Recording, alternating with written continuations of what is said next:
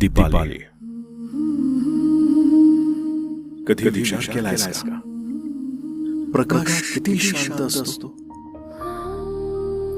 तो ओरडत नाही, पण त्याच्याशिवाय काहीच दिसत नाही. तशीच तू आहेस दीपाली. नजरेत कोमल तेज आणि मनात अपार ऊब घेऊन चालणारी दीपाली. दीपाली म्हणजे दिव्यांचा समूह. प्रकाश देणं, अंधार कमी करणं, हेच तुझ्या अस्तित्वाचा सार. दीपाली, तू जिथे असतेस तिथे विश्वास उमलतो. थकलेली माणसं तुझ्याशी बोलून हलकी होतात आणि तुझ्या स्पर्शात शब्दांपेक्षा जास्त उपचार असतो.